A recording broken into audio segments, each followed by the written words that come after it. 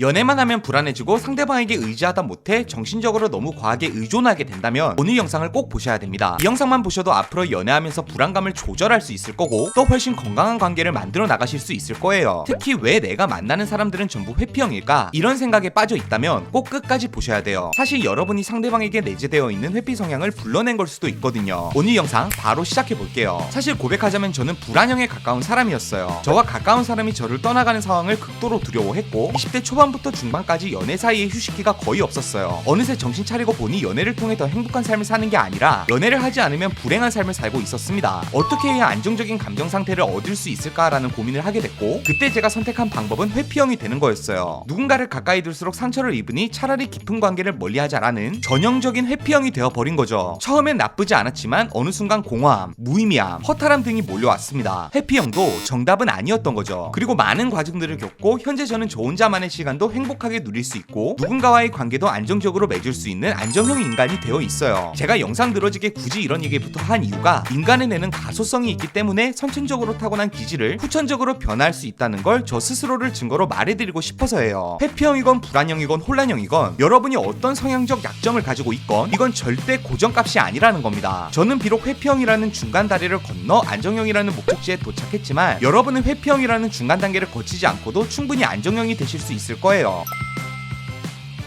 먼저 우리 스스로를 잘 알기 위해서 불안형의 탄생 배경을 설명해 드릴게요. 다른 애착 유형과 마찬가지로 불안형 또한 성장 배경에 의해 형성됩니다. 유아기, 성장기에 안정적인 애착 관계를 충분히 쌓아온 사람들은 가장 이상적인 안정형이 되는 반면 성장 배경에 문제가 있는 경우 회피형, 불안형, 혼란형 같은 약점을 가진 성향이 될 수 있어요. 흔히 오해하는 게 불안형 이꼴 애정 결핍이라고 착각하는 경우가 많은데 이거 아니에요. 애정 결핍이 불안형이 되는 원인이 될 수 있지만 불안형이 꼭 애정 결핍이라고 볼 수는 없어요. 심지어 성장기에 부모로부터 너무 많은 보호를 받은 경우에도 불안형이 될 수 있어요. 애착 유형은 신경 조절 문제라고 보셔야 돼요. 환경에 의해 너무 과도하게 발달되거나 발달되지 못한 애착 교류 체계가 형성돼서 과한 적극적 반응을 하게 되거나 과한 소극적 반응을 하게 되는 신경 조절의 문제라는 거예요. 본격적으로 불안형이 형성되는 원인을 말해보자면 보육자로부터 일관적이지 않은 애착을 돌려받은 결과예요. 아이의 부모로부터 사랑을 받지 못했다. 가정 환경이 열악하여 방치됐었다. 꼭 이런 사례가 아니더라도 부모가 일관성 있는 애착을 돌려주지 못했거나 예고 없이 애착이 중단되어서 생기는 겁니다. 대표적으로 일 때문에 바쁜 부모들이 여유가 있을 때는 사랑을 듬뿍 주다가 바쁘고 여유가 없을 때는 사랑을 주지 못하는 상황이 있어요. 이 상황을 아이 입장에서 생각해보면 부모의 사랑이라는 당첨 복권을 뽑기 위한 도박을 하고 있는 거나 마찬가지인 상황이에요. 언제는 충분한 만큼 사랑을 받지만 또 어떨 때는 사랑을 받지 못하니까 자기가 가졌던 걸 예고 없이 뺏기는 상황에 처하는 거예요. 그 결과 아이는 사랑을 받으면서도 언제 이 사랑이 중단될지 모른다라는 불안감을 가지게 되고 이렇게 성장한 아이들은 커서 연인을 만나서도 언제 이 사람이 나를 버릴지 모른다라는 불안감에 시달리게 되는 겁니다.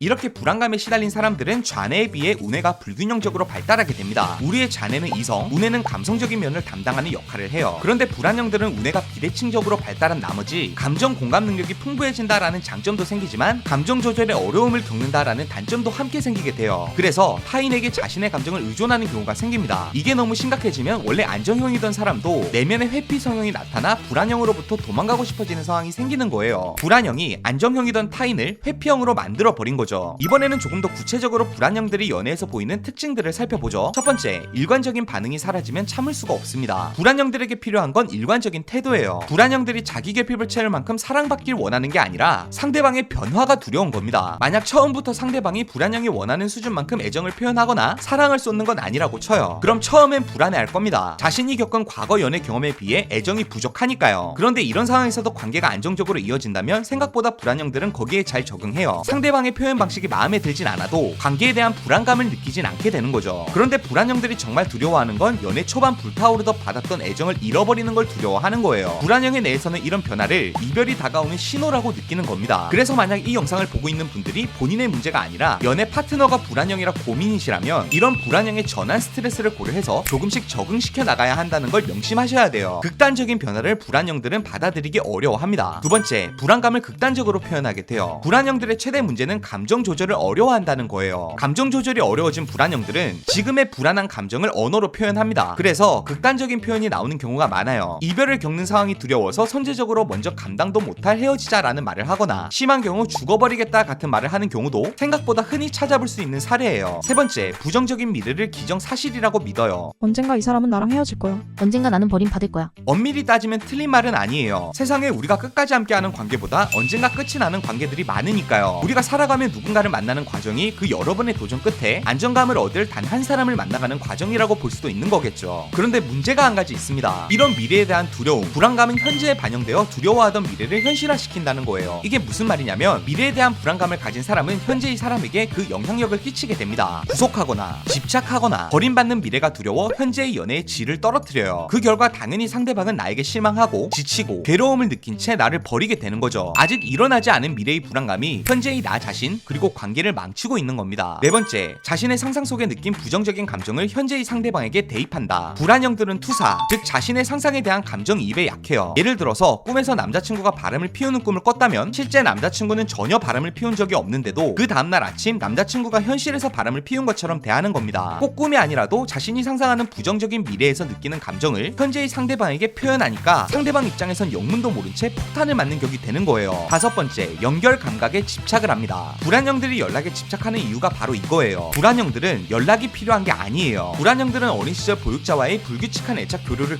경험함으로써 대상 영속성에 오류가 생겨요. 대상 영속성이란 눈앞에 보이지 않더라도 그 상대방이 존재한다는 건데 영유아 때는 이런 대상 항상성, 영속성이 발달하지 못해서 자기 눈앞에 없는 존재가 세상에 존재한다는 사실을 인지하지 못하는 거예요. 그래서 이런 경험이 있는 사람일수록 분리불안 증세가 나타나는 겁니다. 물론 지금까지 내 눈앞에 남자친구가 없다고 해서 남자친구가 이 세상에서 사라졌다고 생각하는 사람은 없을 거예요. 그런데 이런 대상 영속성의 오류에 의해서 머리로는 이 사실을 알고 있지만 감정적으로는 불안감을 느끼게 되는 거죠. 그래서 회피형들이 연결감을 느끼기 위해 연락, 그리고 같이 있는 순간에도 말이 늘어나는 등의 특징을 보이게 되는 거예요. 여섯 번째, 상대방에게 무리한 요구를 통해 감정을 확인하려고 합니다. 이게 가장 큰 문제인데 불안형들이 점점 안정감을 위해서 상대방에게 무리한 요구들을 한다는 거예요. 이걸 쉬테스트라고 하는데 상대방이 나를 얼마나 사랑하는지 체크해보기 위한 미션을 제시하는 겁니다. 문제는 이런 쉬테스트들이 대부분 무리한 요구들이라는 거예요. 핸드폰의 모든 여자들을 차단해라 라거나 술자리는 아예 가지 마라 라고 요구하는 것들입니다. 이런 요구들이 상대방을 괴롭게 만드는 걸 알지만 이런 괴로움을 이겨내고 내 요구를 수용한다는 건 그만큼 나를 사랑한다는 걸 증명받는 일이거든요. 여기까지 불안형들의 연애적 특징에 대해서 알아봤어요. 알고 보니 안쓰럽기도 하고 또 만나는 사람 입장에선 피곤할 수밖에 없겠다라는 생각이 들기도 하죠. 불안형들이 안정적인 연애를 하기 위해선 물론 나를 안정시켜줄 수 있는 좋은 파트너를 만나는 것도 중요하지만 스스로 안정형이 되기 위해서 노력해야 하기도 해요. 지금부터 불안형이 안정적으로 연애를 하기 위한 4가지 방법을